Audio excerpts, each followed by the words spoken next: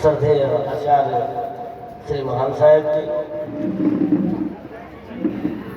श्री माननीय संत गुरुजन, श्रोतागण बंधुओं, माताओं बहनों, हम सत्संग में बैठे हुए हैं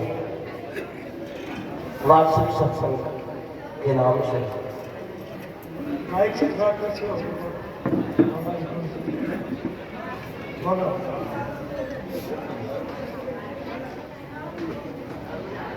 ये पालकी संतजनों का सानिध्य है। यदि हम ठीक से सुनते रहेंगे तो ये निश्चित है कि हमारी जो मान्यता दृढ़ है वो टूट जाएगी। यदि सुनेंगे तो जो हमने गुरुआलों की वाणी को सुन रखा है, उसका जो अभ्यास है ये निश्चित है कि बाकी संतों के सानिध्य में आने से वो मिट जाएगा। और ये निश्चित है ऐसा ही सुनते रहेंगे तो अपने स्वरूप का बोध भी हो जाएगा। स्वरूप के बोध के अभाव में आदमी बहुत पीड़ित है। जो नाना प्रकार की मान्यताएं हैं उसको लेकर व्यक्ति बहुत अशांत है। गुरु ने स्पष्ट बात कही है बीजक संग्रंथ की शब्द मत दो की कुछ पंक्तियों पर सदगुरु ने कहा है, संतो जागत नींद न कीजे,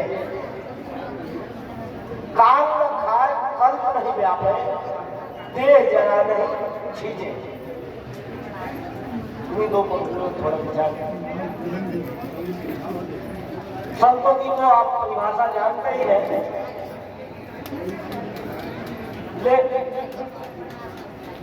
लटा बड़ी हो, जटा बड़ी हो, कान पाड़ा हो, फटा हुआ कान, दाढ़ी बड़ी हो, उसी को लोग संत कहते हैं। और कपड़ा गेरुआ पहना हो, या तो बहुत कम है, या तो सफेद वाला।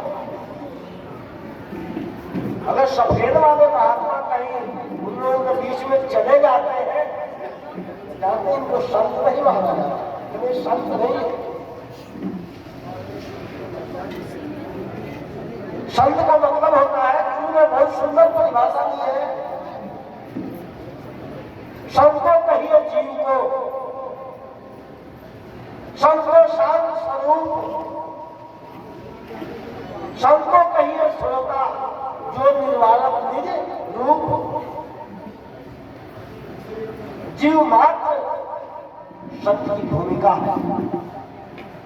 अगर जीव को ये पता लग जाए सिर्फ मनुष्य के लिए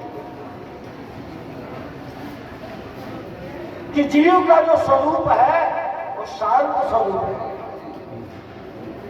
ये बोध देने वाले, ये परखाने वाले ये बात की समझ।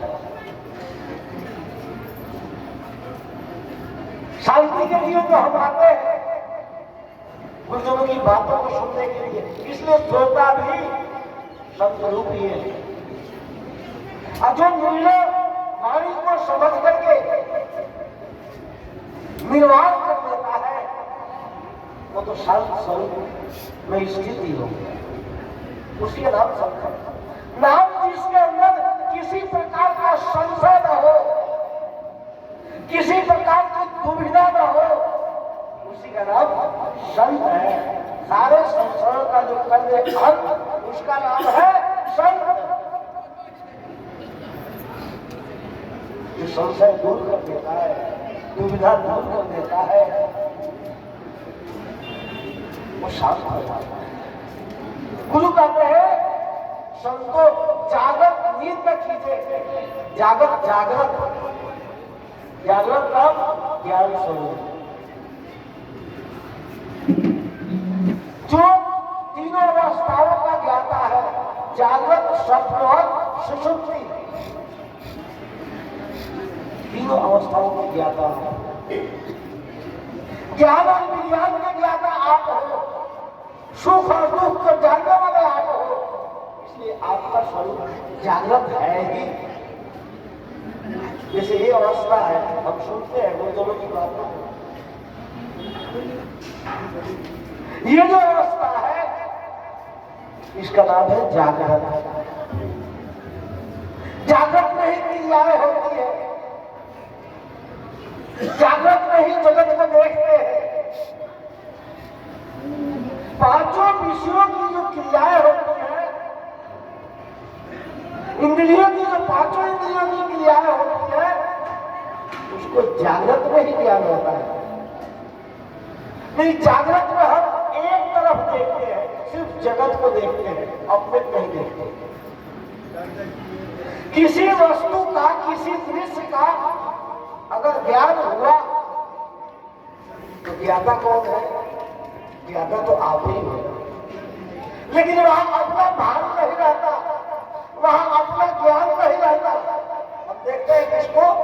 दृश्य को देखते हैं, जगत को देखते हैं, संसार को देखते हैं, अपने नहीं देखते। यदि ये बोध हो जाए कि देखने वाला मैं हूं, जानने वाला मैं हूं, तो दृष्टि आपकी अपने तरफ आएगी।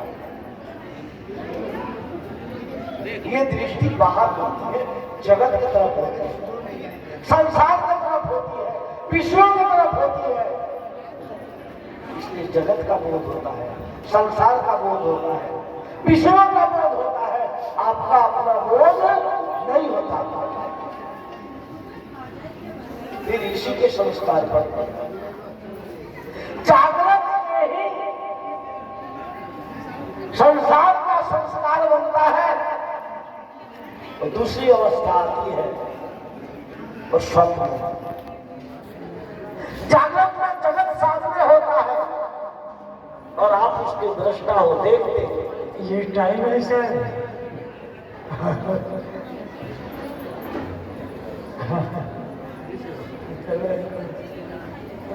एक भजन सुना दो, एक भजन।